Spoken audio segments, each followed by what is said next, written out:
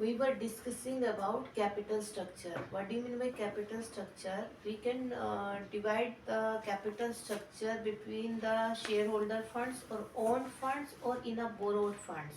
What do you mean by owned funds include equity share, preference share plus retained earning, and borrowed funds include the long-term debts, debentures.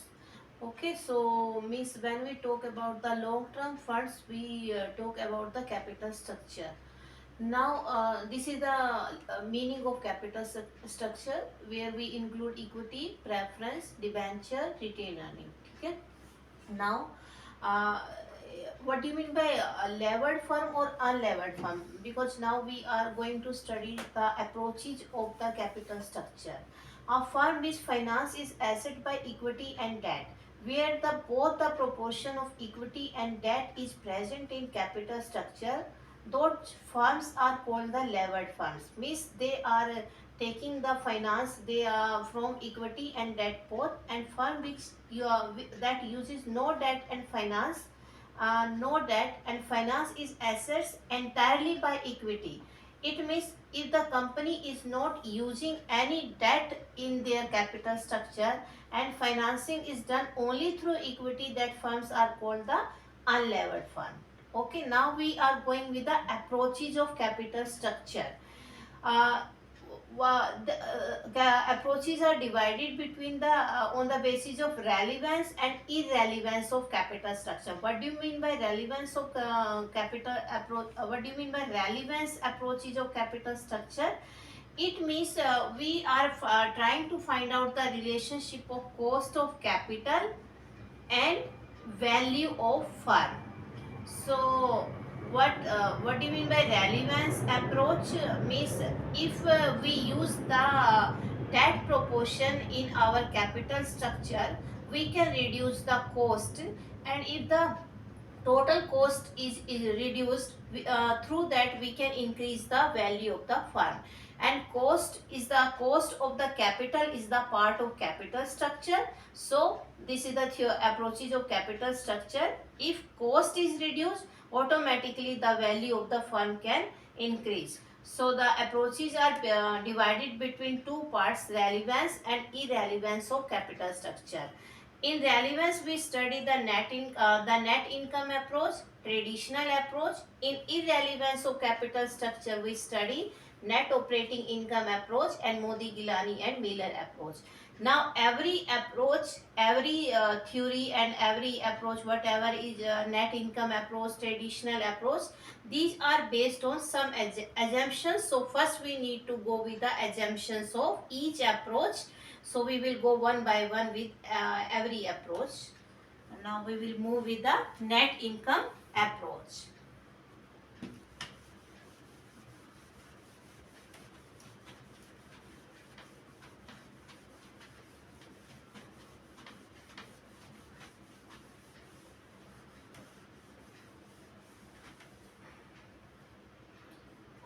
Now first approach is net income approach or relevance approach. First thing, who has given this approach? So this approach was given by Durant. Durant. Okay. Second is this approach says that there is a relationship between the cost of capital and value of the firm. Relationship between the cost of capital and value of firm. It means if we are able to reduce the cost of capital, we can increase the value of the firm. Okay? Now, what are the assumptions of this net income approach? So, you have to learn this approach for solving the questions. Okay? So, this approach is based on following. First assumption is there are no taxes. There are no corporate taxes. And in practicality, there are the taxes. So, this is also criticism of this approach. Second is the cost of debt is less than equity. Cost of debt is less than equity.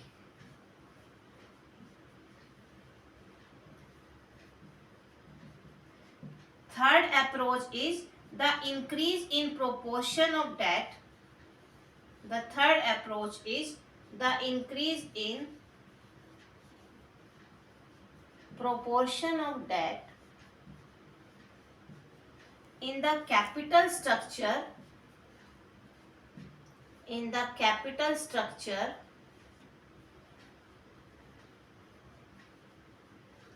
does not change the risk perception of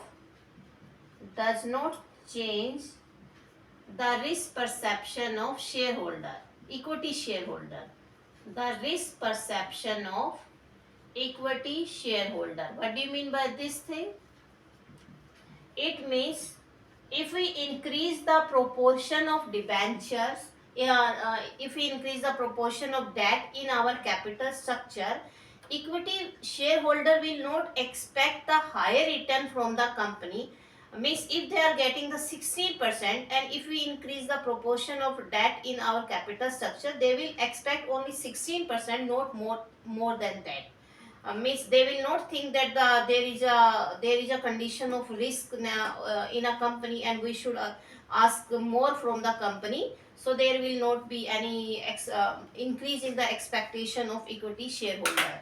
So this is the third assumption of net income approach. And the fourth assumption is that means we can take only three assumptions. Okay, so it means this theory implies that cost of capital of the firm is maximum when the proportion of debt is 0, and it is minimum when the proportion of debt is 100%. What do you mean by this statement? It means if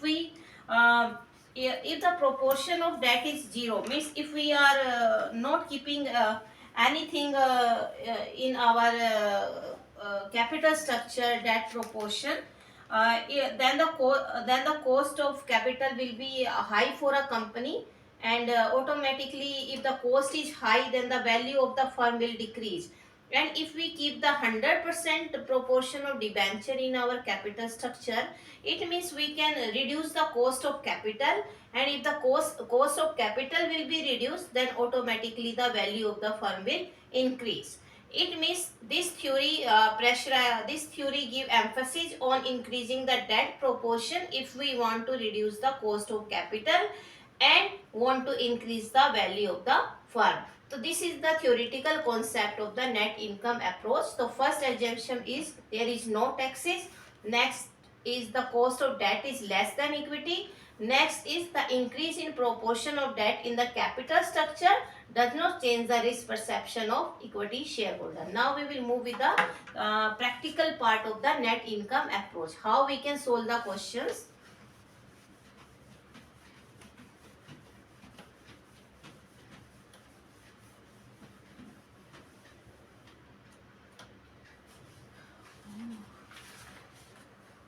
Yeah, we can take one example. Okay, then we can find out how we can solve the questions, how we can illustrate the net income approach. Now, for example, EBIT is given, earning before income and tax 1 lakh. Debentures are given 5 lakh. Okay, and 10% debenture is means interest rate is 50,000. Okay, next is given equity capitalization rate. This is, or we can say cost of capital, KE 12.5%. Cost of capital equity is denoted by KE. Cost of is a symbol for cost of equity, 12.5%. You have to calculate the value of firm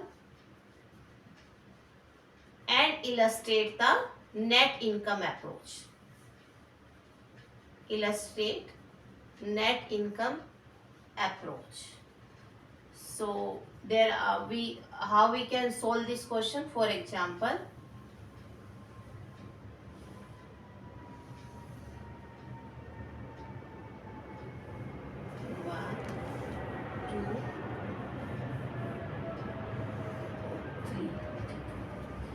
So first condition of EBIT is given to you 1 lakh.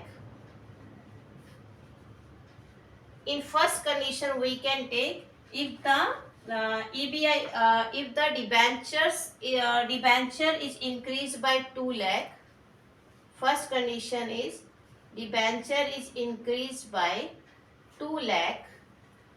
Second condition is debenture is decreased by 2 lakh. Okay. Now EBIT is same. We are taking the same figure. Next, first we will deduct the interest part. Interest part is 50,000 is the interest on debenture. Look at here. We are saying debenture is increased by 2 lakh. It means now the debenture proportion is 5 lakh plus 2 lakh 70 lakh, and the interest is 10%, 70,000. And if the debenture is decreased by 2 lakh, 5 lakh minus 2 lakh, 3 lakh. 3 lakh 10%, 30,000. Now the amount available for equity shareholder 50,000, 30,000 and 70,000. Okay, this is the earning available for the equity shareholder. Okay, one more zero. Now we have the total value of debenture. Total value of debenture here 5 lakh, 7 lakh, 3 lakh. Or equity, total value of equity capitalization rate is 12.5%. How we can calculate the value of equity? Take this figure 50,000 into 100 upon 12.5%. Like this, you can take 30,000 into 100, because we have not changed here the equity portion and the cost of equity. So 12.5, and like this we can calculate for the 70,000 into 100 upon 12.5. Through this you can calculate the total value of equity. It will come to 4 lakh and 2 lakh 40,000. Or next is 5 lakh 60,000. Okay. Now this is the total value of the firm. This is the first part. Total value of firm will be equal to total value of debt plus equity 9 lakh. 9 lakh 8 lakh 60. So this is the total value of the firm. Now you have to calculate the overall cost of capital. Overall cost of capital. How you can calculate?